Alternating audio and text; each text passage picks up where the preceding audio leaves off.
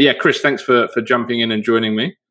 For sure, Ben. Thanks for having me. I'm glad I brought this idea to your attention. I think you knew about it. I just wanted to do something different. I know we've done podcasts in the past and just figured we would do something different and have people come in if they're available to ask us any questions or just to join the show in real person in live.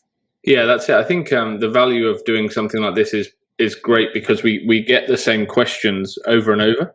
Right. Like I would say I probably answered the same 10 questions consistently throughout the day and throughout the week. Right. So yeah, it's good to be able to kind of jump in and talk about what we're seeing in the market. Since we did the podcast, has much changed for you? Is the market continuing to get busier and busier? It's staying busy. One thing that I'm seeing is lack of decisions being made. We have open orders. We're submitting candidates for those open orders. We just haven't really seen many decisions or hiring happening in the last, really since the beginning of this year. I mean, we've gotten more resumes across and more interviewings occurring in the first quarter of this year than we have this time last year, the year before that. But it just seems like right now clients are sitting on making a decision, which seems to be opposite of what you're doing. I saw your post about January being your best month ever. Is that right? Yeah. So was it January? February. February. Okay. Yeah. So February was not just in the Salesforce ecosystem, but my best month ever in recruitment. 12 placements in the month. But we've been really fortunate with how busy the market's been, and it's, I would say December and January were a little bit quieter, the holiday season, all that jazz. But from November, so again, November I placed 11 people, and then February 12, and then there were 2 quieter months in between. But the market is literally out of control at the moment. Like we are seeing so much demand.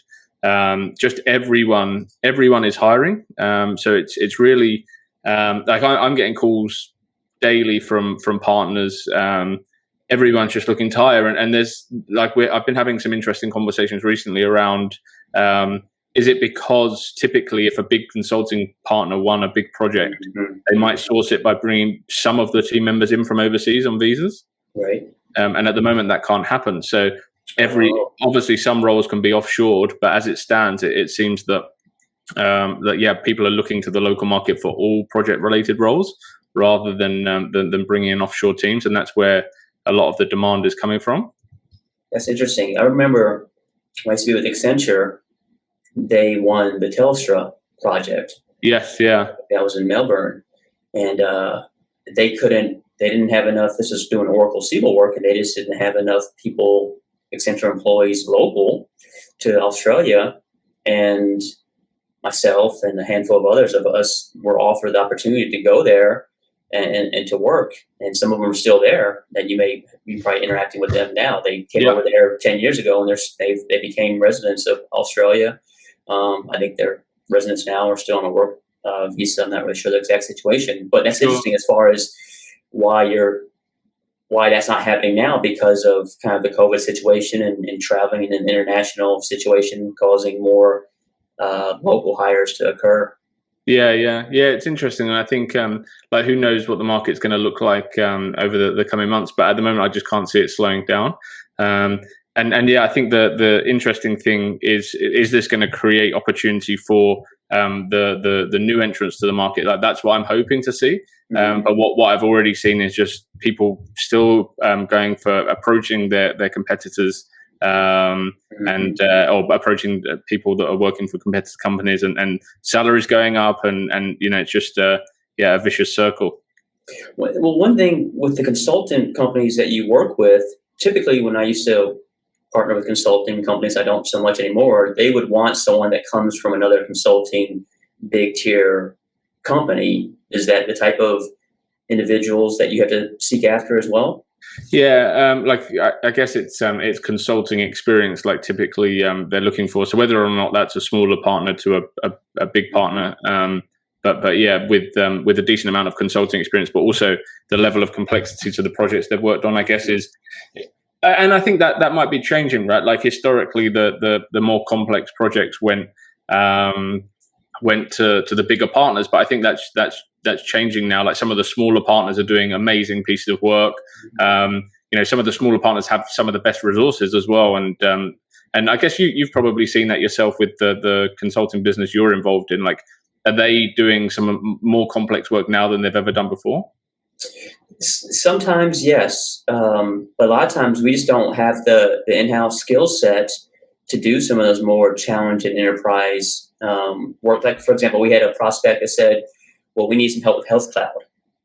We don't have Health Cloud experience. So I just had to be upfront with them and say, listen, we can help you holistically from a Salesforce perspective, but if you want deep ingrained Health Cloud experience, we just don't have that skill set to hit the ground running on day one. So I just have to be honest with customers that are looking for some special niches that we just don't carry in-house. Now I can sub it out and bring a contractor in that has that niche specialty, but as far as having a internal W-2 employee in-house for some of these niche skills, we just don't have.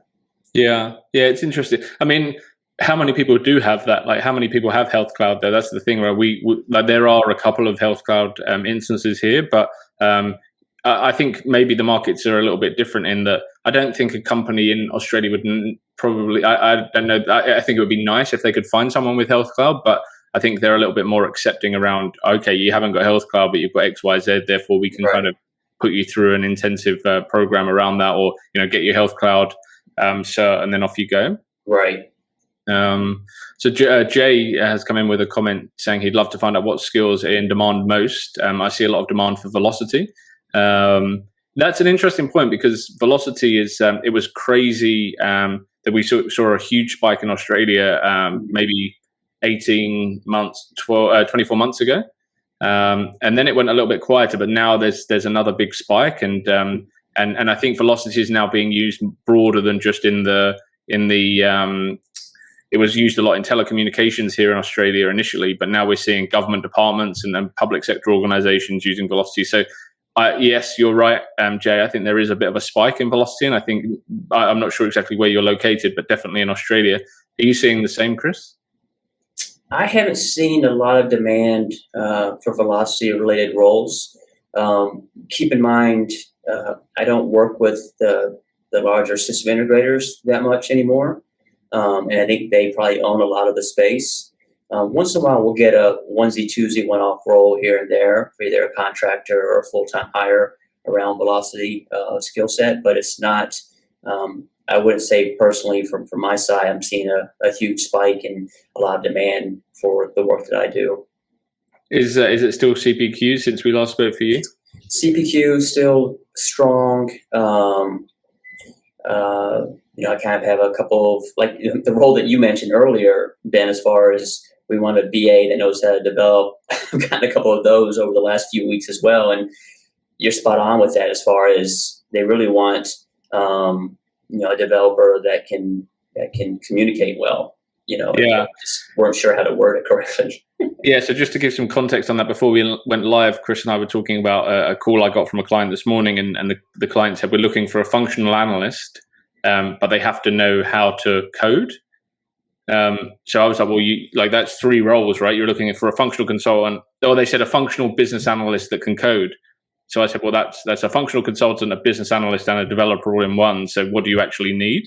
And their response was, well, they have to be able to code, but they need to be able to communicate. So I think that's some of the frustration that people have with the market is all these different job titles. And if a functional consultant is looking at that job, they're probably thinking, am I right for this? Like, I'm a functional consultant, I've got good BA skills, but they're looking for me to be a developer. Why does every role need someone to code?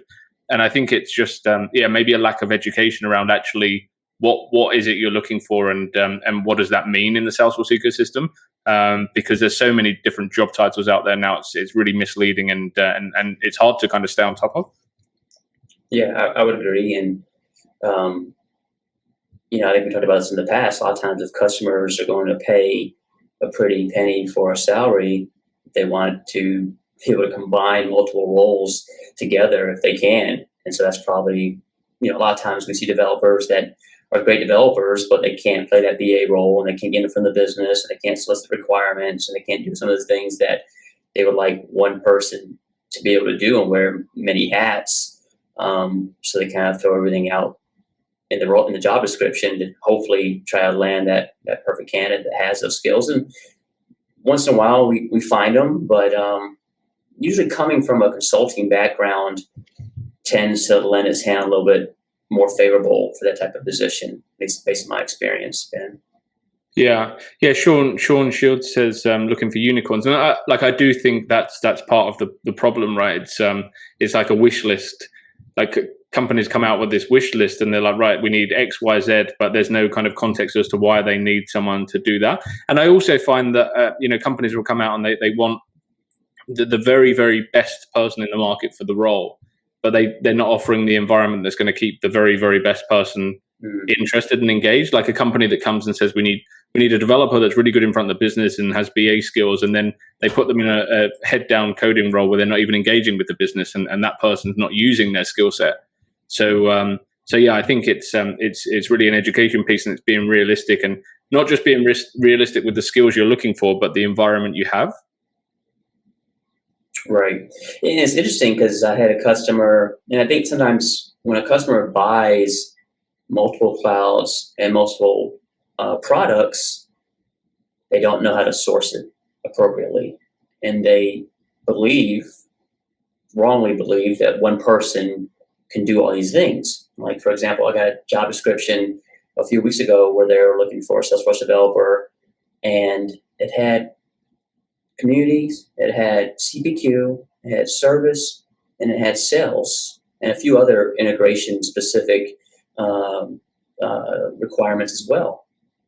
And I just said, I can't find a person that knows all these things, right? And I can find people that are specialized in communities or sales or service, but to have one that knows all these different clouds and developed around them all, it's going to be a needle in a haystack. And especially in Houston, there's just not that many senior level developers that have been exposed to all those different product sets. And I think there's sometimes a disconnect between what a customer buys or what Salesforce sells them, however you want to look at it, and how the resourcing is going to work to be able to accommodate that. Yeah, one of the scary points as well. I saw another recruiter this week advertising for a CTO role, and it was paying. I think it was paying $200K plus super, which is like a pension scheme in Australia. So $200K plus super, and I've seen developers asking for not far off that money. Yeah, and yeah. It's so, but I had no kind of perception of what a CTO would be earning in another business. And then actually now, when you see that, then you can understand why a company is saying, well, we can't keep paying this money for developers. Right. There's an imbalance, right, between CTO, CIO, VPs of IT, and you got a Salesforce architect or a senior developer making close to what these guys are making, or girls, sorry, guys and girls making. Yeah, and obviously it's supply and demand, but I mean, at some point there's going to be some further pushback. Like we do get pushback, and we especially when companies do say, look, we're paying our .NET developers 120, and a senior Salesforce developer wants 160. Like that's like how do we keep up with that? But yeah, at some point there's going to be further discussions around this, and the value that they're going to be looking for a Salesforce developer to add is going to be so much broader than what a Salesforce developer typically does now, because otherwise, you're going to be out earning your boss soon. For sure, and that's we get companies saying, "Well, Chris, I can't pay that," and it's not whether or not they can afford it, I guess necessarily, but it doesn't fit within their salary bands for their respective positions. Like they have a band for developers, right? And like you said, it could be .NET developer, it could be a SQL developer, it could be all these different roles that fit in the developer bucket. And then you got Salesforce developer that has to sit above the standard, right? And so when that happens, it throws an imbalance out, and it can create some animosity within the organization too that HR, I'm sure, doesn't want to deal with, because if the .NET developer finds out what the Salesforce developer is making and thinks that there's such an imbalance between the two, they could lose a .NET developer, or they go to HR asking for a raise to get closer to what Salesforce, so it kind of creates a lot of friction internally when this stuff starts to happen. Yeah, for sure. Sean just asked again, is it because of the contracting market? And I think again, we're in different markets, right? I think from what I can tell, the contracting market is a bit more mature in the US, and I think it's an evolving market in Australia. like we've been running our annual survey, and I expected I can't remember off the top of my head what the numbers are, but I expected it to be a higher percentage of people that want contract roles compared to what it actually came back as. On average, I think I place about 30% of my placements would be contract. But it's growing every year, and I do think that has an impact because if someone's been earning a decent contractor rate, it's really hard to get them to go back into a permanent role. And also, it's really hard to attract someone, even if they're permanent now, into another permanent role when they know that they can pick up a decent contract rate. So I do think like the salary is then impacted because of that, because they're like, well, they're comparing it to what they could get as a contractor. Right. Is that what you've seen there as well? Like, did that spike in contract over the last few years have that impact on salaries as well? Yeah, I mean, so for me, I probably do more contract work than I do perm.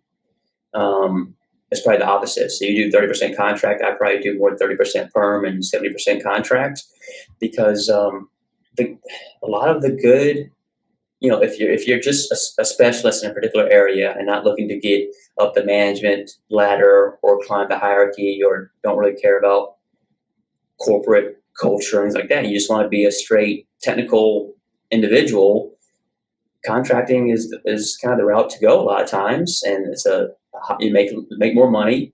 You don't typically have to work as many hours or manage people, right? There's just certain things with a contractor that a lot of times you don't have to deal with. So I look at it as a lot of times more money and less headache. And a lot of the good, solid Salesforce professionals that are in the U.S. are contractors, either contractors or they're getting paid a pretty penny for working at a consulting chair or consulting firm, right? And so that's kind of a challenge, and that's what I often talk to customers about. I'm like, I can find this type of person that you want with all these different skill sets, but they're most likely not going to be wanting to go full time because they know what their market rate is on the contracting side. Sometimes they listen, sometimes they don't, and they'll just keep the rec open or use other recruiters to try to fill it. But I used to be a consultant with Accenture and some other consulting companies, and I left and went contracting. I just felt like it was a more lucrative type of setup for me, and I could pick and choose the projects I wanted to work on, and it was just a better fit for me as far as that stage in my career. Do you see contractors on the market for long in the US? I guess it's no, not if you're, let's say you have 5+ years experience, and if you're technical, even VAs, right? Even a functional analyst or a SME. No, I don't. Contractors just continue to stay employed based on my experience and what I see in the marketplace. Yeah, interesting. I did a podcast with Bradley Rice, which we're releasing tomorrow, Okay. and that whole freelancing gig in the US sounds pretty crazy. Yeah, his situation is a little unique. Well, I guess it's not unique anymore because I think he manages multiple clients and projects concurrently. And there's I've done some of that. I mean, I've staffed contractors, and I have a setup where they're saying, Chris, I'm only available 15 hours a week because I'm working on 2 or 3 other projects concurrently. And sometimes that's all a client needs. But most of the contract work that I do is 40 hours a week on one client site, and it's because it's more enterprise, right? So if Bradley's doing small, medium businesses or nonprofits and they don't need his time all day, every day, then he's able to, spread his contracts out and client base out across multiple clients within a given day. That's like at Nuage, where I'm at, that's how we're set up, right? We work on small, medium businesses, and our consultants will have, 3 client calls in one day and 3 other client calls and configuration work the next day. So they manage probably 4 or 5 clients in any given day. And that's probably similar to what Bradley was discussing, I would imagine. Yeah, it just seems an interesting model, and I definitely I like the look of his programs, the training programs. We've got a comment here around from Nitin. So I'm a non-IT guy. I worked in retail and a musician. He's done his Salesforce admin certification, but unable to pitch in the job market. Can you please guide how to move forward? This is one of the questions that I said before. We get the same questions regularly, and I really wish there was more we could do. Like, sometimes I'll get a phone call from a number I don't recognize. I'll answer the phone, and it's someone that's just broken into or just trying to break into the Salesforce market, and they're looking to us and me for a really clear plan as to how they do that. And I guess the silver bullet, right? If you do this, you're going to get a job. But it's really difficult. Like, there's so many people out there trying to break into the Salesforce market, and every single person needs a different approach because they're different individuals. They have different backgrounds, different skills, different weaknesses. I think, Nitin, if you listen to the podcast I did yesterday with Bradley, you can see the value you can gain from going through a program like his. But the reality is, finding your first job in Salesforce isn't just about your Salesforce skills or knowledge. I was thinking about a LinkedIn post I could write around this, and the actual, like, you need to be a marketeer, you need to be like, you have to be good with public relations, you need to be like super creative, a networker. Like, there's so much more to it than just having a Salesforce certification and applying for job boards. Job adverts, and job adverts are just one part of the strategy, and I think that's the thing that people forget. They think that just applying for jobs is going to find them a job, and unfortunately that isn't the case. Is that how you feel as well, Chris? For sure. I mean, a lot of times I relate it to your first position, maybe at a school, at a college, at a university, right? It usually wasn't applying, at least for me, and experience and the people that I graduate with, and we all had IT degrees, and that was even hard. And I was in the .com boom, right? So I graduated, I'm dating myself, but 99, when it was the peak season of the .com boom and companies were hiring left and right. And even having an IT degree, positions were not just landing on my plate, at least for me. It may have been for some others. But it was more about who did I know, my network of classmates that I had, understanding who they were interviewing with. And the way that I landed my first position was I had someone in my network who got a job offer. He didn't take it. He referred me to the HR individual that made him the offer. She saw my resume. We formed a connection, a relationship. We started talking about it, and then I ended up interviewing for the position and landed the position. The point being that, even though the job market is hot right now and in Salesforce, it's going to have to happen through relationship building, a community, displaying your work, showcasing your abilities, things like that, in order to land a position. And I think that's just the way that it always has been, and the way it will continue to be. So that's interesting, because I've never thought of the .com boom and how that relates to the Salesforce ecosystem. And I know you were coming at it from a different angle as a job seeker at that point, rather than someone that helps people to find jobs. But like, is there any comparison to the volume of opportunity that was going around there compared to what we're seeing now for Salesforce professionals? I think it's similar, because I remember when I landed my first position, they had hired people without tech degrees, right? So there was like a person that was coming in as a BA and they were a music major, or someone was coming in as an analyst and they were a history major, right? And I was like, what is, you mean I grinded out late nights programming in C++ and all these hard programming classes, and I'm getting, and I was a little jealous because they had a little bit of an easier degree to get versus computer science or IS, et cetera. But at that time, during the .com boom, companies were looking for good individuals that had good comm skills, that were analytical. And so they were picking them off of no matter what the major was, to be able to bring them in. And I think it's very similar with Salesforce now, as far as the amount of demand that's out there, that you don't have to have an IT or comp sci background to be able to land your first position. But there is a lot of those soft skills and those auxiliary skills that you have to help complement your overall background. Yeah, for sure. And Nitin's just come back with another question. So then, how to even reach the interview stage? Did I get a reply back that we are looking for experienced people? So I think that's part of the problem, right? If your method of applying for roles is purely applying through job boards, then it's so easy to get disheartened, and also it's easy to not get anywhere, because like, you can't put your best foot forward. If all you're doing is relying on your CV, being impressive enough to the person reading it, and you don't have a lot of experience, then it's just unfortunately it's a losing formula.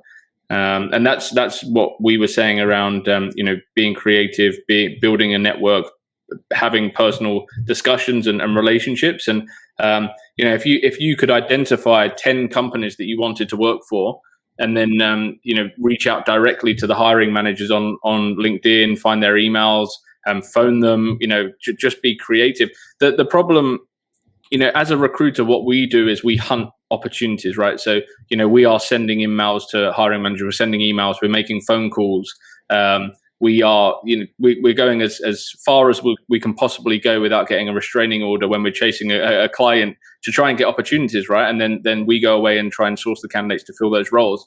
The problem is, as a first job seeker, you have to be the recruiter. You have to be the person that's going out and making these introductions, because unfortunately, companies don't want to use recruiters to find people that don't have Salesforce experience.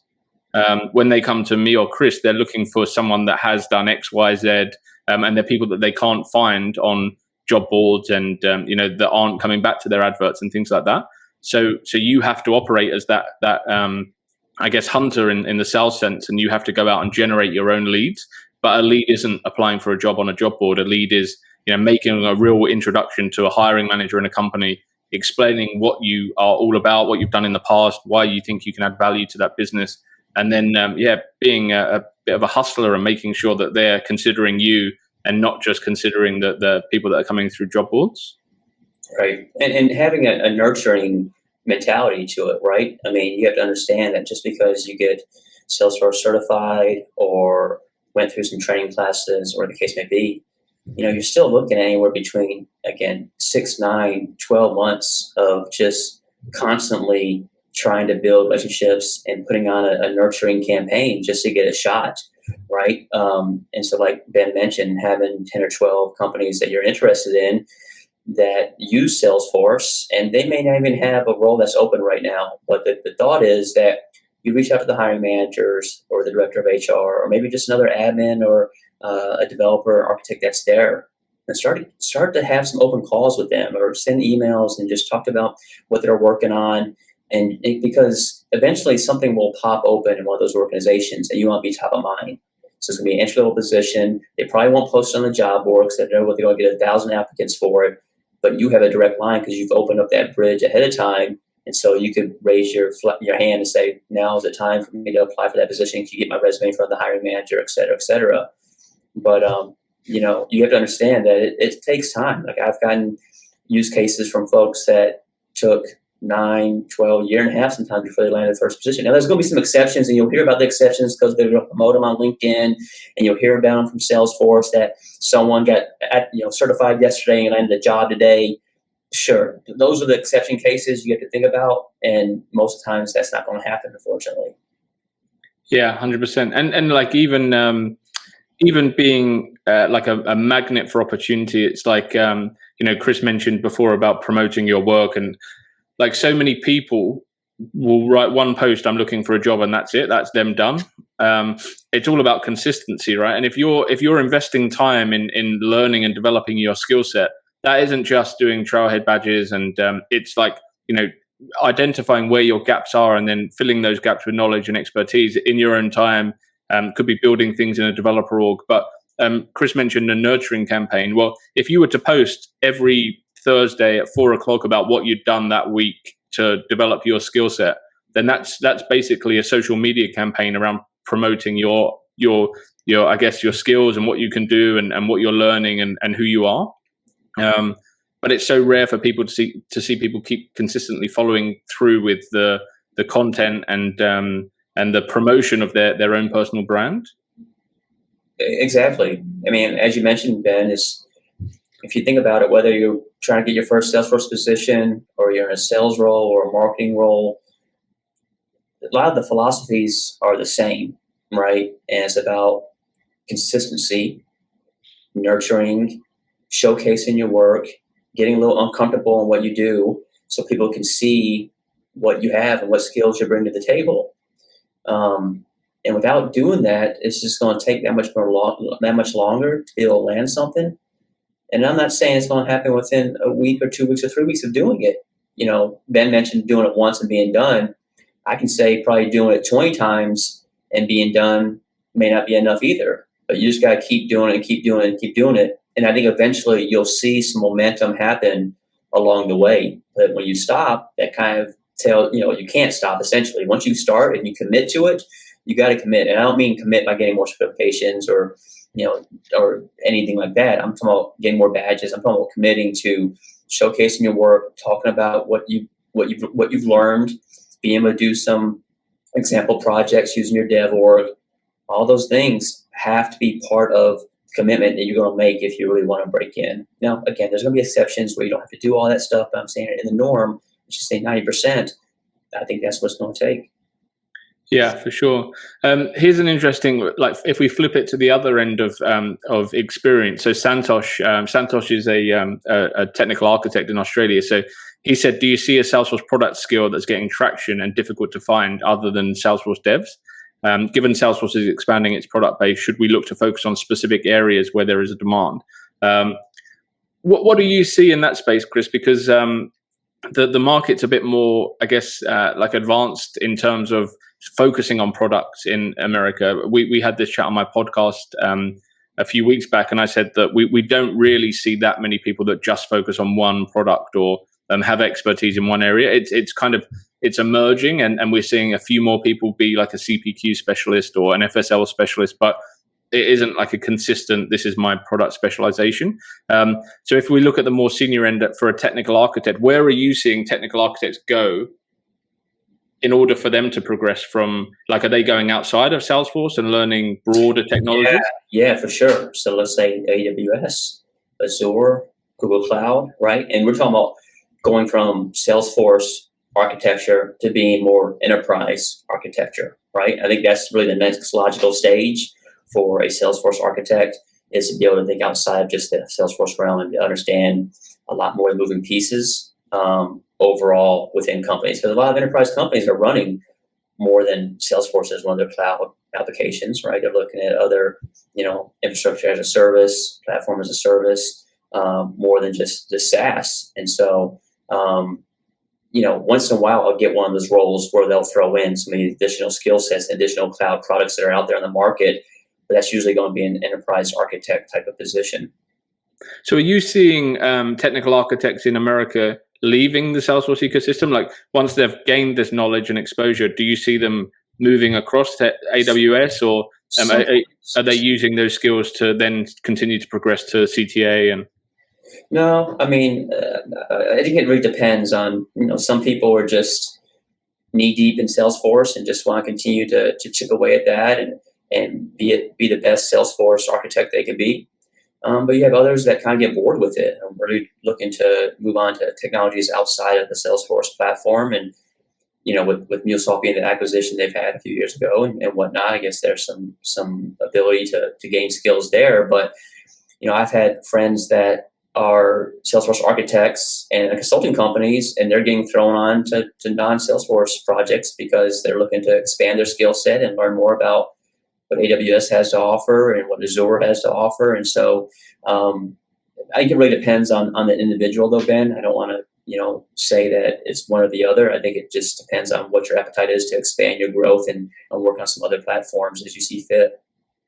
yeah, it'll be interesting to see what the view is of the people that are leading the consulting practices around, how much opportunity are they giving to their employees to cross train and learn in new areas, or because of so much demand in the Salesforce ecosystem, are they keen to keep people doing what they're doing now?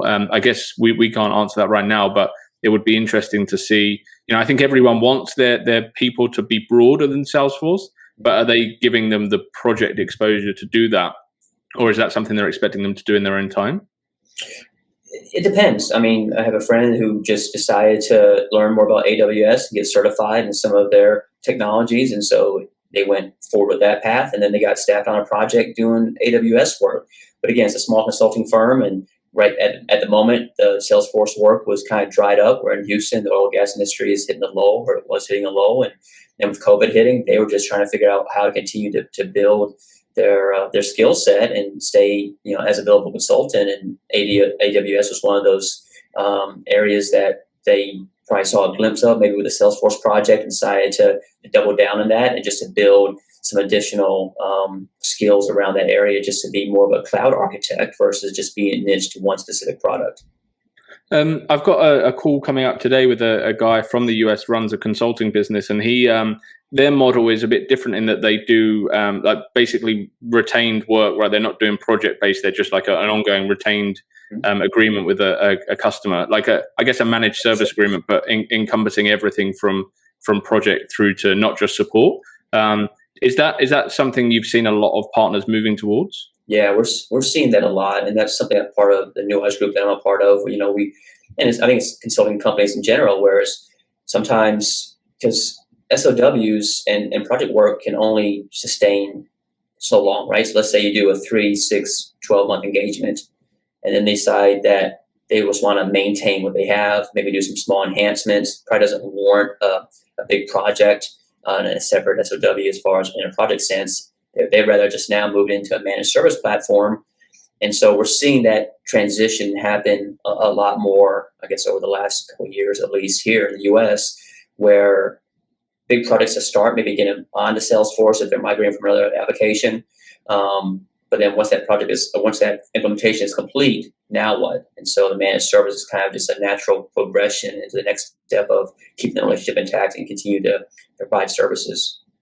Yeah, it's interesting. Obviously, there is a lot of that managed service work, but yeah, it's interesting to see. Like, are these companies then maintaining an internal team, or are they saying, right, we don't now need an internal team because we've got this managed service agreement? Well, it depends, right? And so one example that I can speak to is how we operate in the New Age, is because our managed service can be anywhere from $2,000 to $4,000 or $5,000 a month. Now, if you want to get a full-time admin, you probably won't be the same cost, right? And let's say if they only have 20 or 30 hours of work to get down the Salesforce platform in a month, hiring a full-time Salesforce admin won't keep that person busy enough, and they got paid a salary of an admin. And so managed service is just a more financially sound decision to make for a client, right? Now, and there's some exceptions here, because you might get a Salesforce admin that's doing 6 other things other than just maintain the Salesforce platform. Maybe they're doing, sales operations, or maybe they're managing other applications as well. Then in that case, having that one individual in-house employee would make sense, because they're not just dedicated just to Salesforce platform. They're doing 1,000 other things too.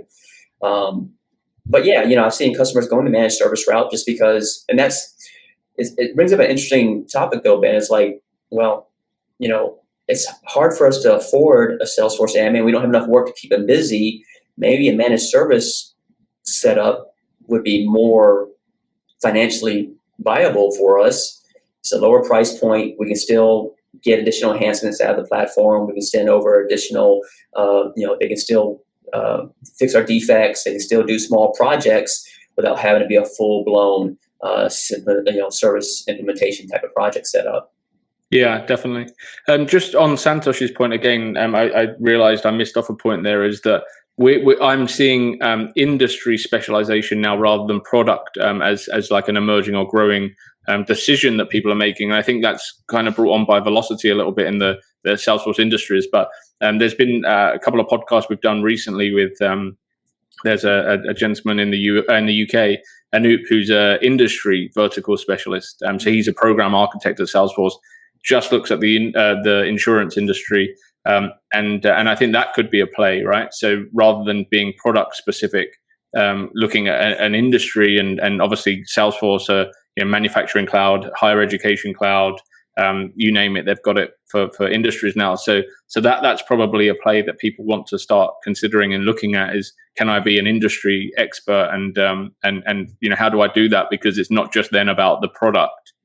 It's about the broader challenges that industry are facing.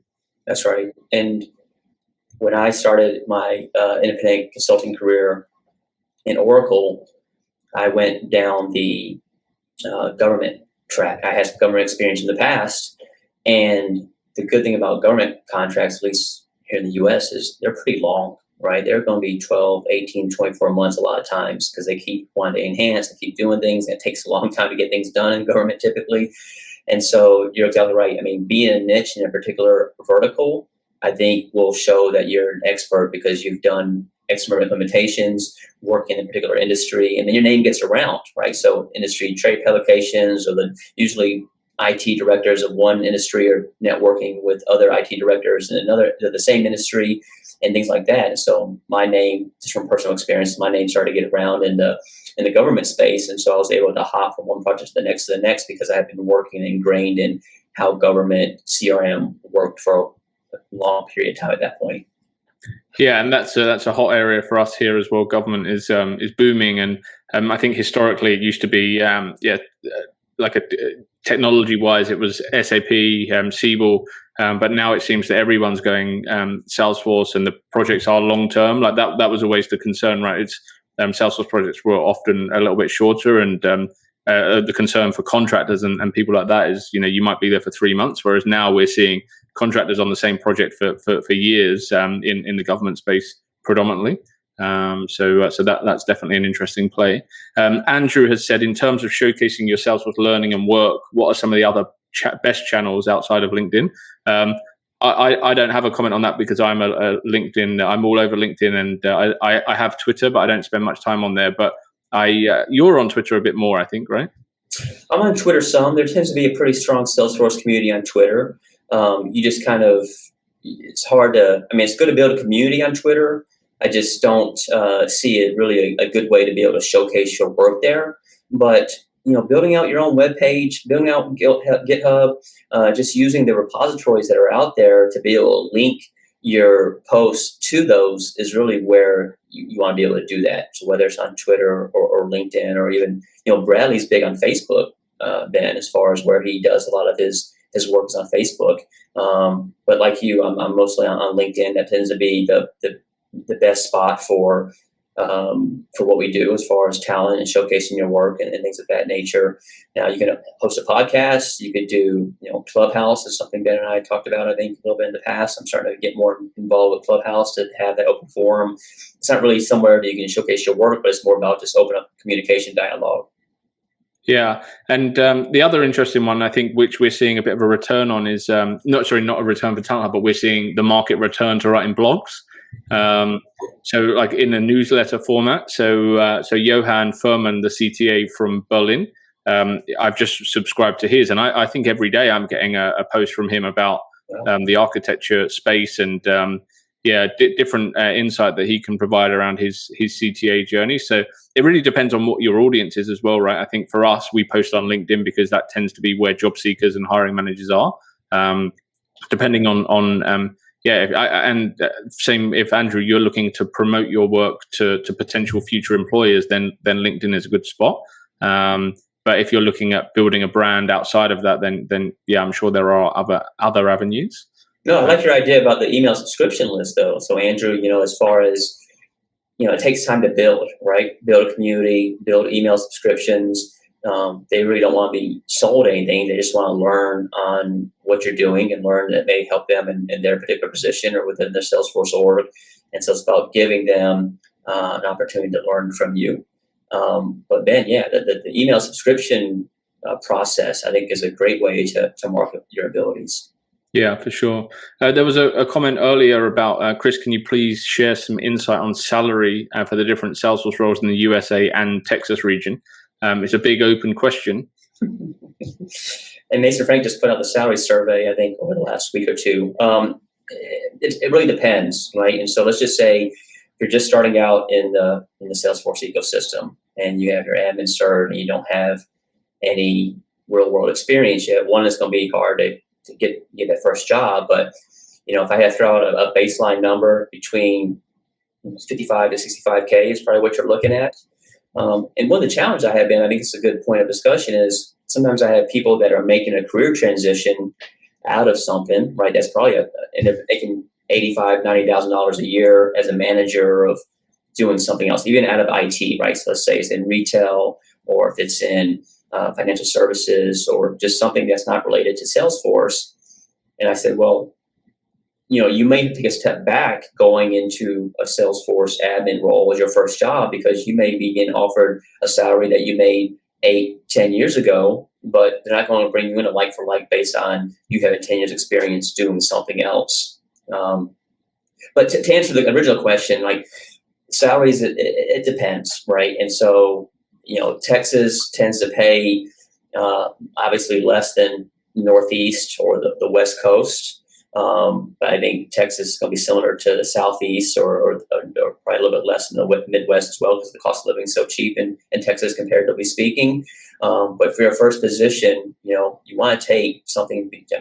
mean, you'll probably see somewhere between 55 and 65 for your first position. Now, if you have different experiences and maybe you've done something else and it's something IT related, maybe it's not Salesforce, you could expect a little bit more.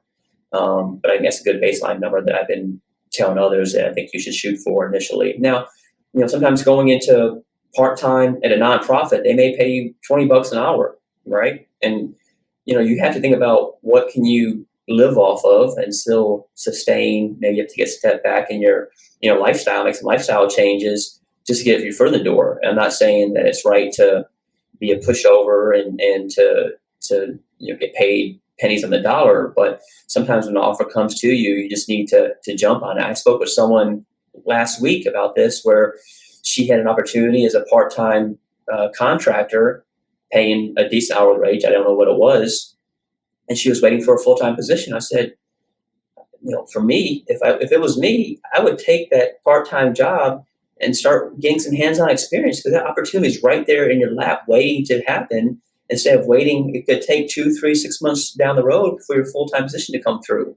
And I think I persuaded her to some aspect that it was the right thing to do, at least in my personal perspective, because you need to get the hands-on experience one way or the other and not wait for that full-time position because it could take longer than you expected and you're wasting that time where you could be utilizing it, getting some exposure. Yeah, I think it's interesting because like we never know truly any candidate's individual situation. So people will come and say, like, I've got this offer, should I accept it? And I'm like, what would I do is different from what you might want to do. But I think the reality is like to consider every opportunity that comes your way and see how that aligns to your longer term goal. If you only look at the salary that you're going to earn from your first role, it might mean that you miss out on it, and then you're on the market for another 6 months. So yeah, there's so much more that needs to go into that decision around who will I learn from, what's the learning curve going to be like. But onto your point about salary surveys, I know we've discussed them before. I'm not a fan. And I saw a post this morning. It was a gentleman, I'm not sure where he was, but he was saying that he's been with the company for a few years now. And when he joined, they said to him, look, if you take this role in the first year, we'll give you 3 years worth of experience. And it's true though, right? That can happen. Like, I think, yes, it can't in time. Like, you can't cram 3 years of time into 1 year, but you can gain exposure that you would typically gain in another company in 3 years. And that's why I don't agree on salary surveys, because they're putting people in buckets based on how many years experience they have. And there's so many different variables, and that's just not something you can do. Like, I think, if everyone just bases their salary expectations on how many years they've been doing something, then, I should be earning the same as some professional golfers because I swing a golf club quite regularly, but I swing it really badly. Therefore, I shouldn't. Right. And I had a hiring manager last week ask me about salary ranges. And I went to Glassdoor, I think, and they had Salesforce admin roles in Texas ranging from, and this is like, I don't know, 3 to 5 years experience, ranging from 55 to 95. So it was like, you might as well not even put anything out there if you go have a range of 40K for a Salesforce admin. And they had developers from 75 to 145. And so that's where these salary surveys don't really make much sense because the range is so broad that, you don't really have any specific, targets to go after in that case. Yeah, it's crazy. And like, I see some people following them and they think they're massively underpaid because they see the figure that this survey says they should be earning, and then actually they're not, and they're in line with what the market's paying for their salary, but the survey is just wrong. And things change so quickly, right? If you'd have asked me what a developer got in the market in September last year, I'd have said one figure, and now it's another because the demand is out of control. Right. But these surveys are probably updated every year, so I wouldn't pay too much attention to them. And I think that the best thing you can do is speak to someone on the ground right now that's placing people or hiring people, or your peers that are actively interviewing, and get an understanding of what the market's truly paying. That's right. Or if you're currently working, apply to a couple positions and see what they have to offer. Right. I think that's the best way to figure it out is by applying and seeing what it's all about. I know that's a hassle for you to apply and get your resume ready and all that. But regardless of what I say or Ben says or any salary surveys, it's really going to be your experience and talking to others and finding out what positions or companies are offering for you. Yeah, 100%. So I think that's all of the questions we've got. So yeah, obviously, if anyone has any questions afterwards, or if anyone watches this back later and has any questions, get in touch. Obviously, connect with myself, connect with Chris, whoever you're not connected with already, and yeah, fire away, because we're happy to answer questions. Sometimes it might take a bit of time to get back if we've got a lot of them, but we do our best. For sure. Let's see if there's product skill. You mentioned that. Let's see if there's anything else on the question board here. I think you covered most of that. And then, if again, we're open to these type of discussions for the future. So if anyone here wants to have a topic for us to address, something that's irking you, or want maybe an unbiased viewpoint as far as what we're seeing, feel free to ask Ben and myself through LinkedIn or any other means to ask us for some thoughts around this type of stuff, because this is what Ben and I really enjoy doing. We want to be helpful and be an asset and be able to bring things that are maybe bothering you to light. Sometimes, Ben, I people ping me about, Chris, I see you wrote about this. How about, can you take it another step farther and write about that? And if it helps bring a community together and helps people collaborate and share opinions, then I think that's really what our, your main motive and my main motive is, to be able to speak on others' behalf if they don't feel comfortable doing so. Yeah, for sure. Yeah, I think it's interesting, because obviously people always question, where did your post come from? Like, where's that idea come from? Or and it's just through having conversations, right? So we should really thank our audience for giving us the ideas for what we post. But yeah, everything that we post or say is based on what we're seeing and hearing in the market right now. So yeah, we're always keen to hear topics from the audience as well. And yeah, obviously keep providing this kind of platform as well, so people can ask questions. Sairaj, I think it will be showing on my wall for the foreseeable. If it isn't, we'll do our best to send you a copy. So drop me a LinkedIn message, and I'll see how we can get it to you if it's not on my wall. But yeah, thanks a lot for joining, and Chris, good to catch up as always. Yeah, same here, Ben. Appreciate you hosting this for us, and thank you all for spending your time with us. And we hope we can do this another one of these for us in the future.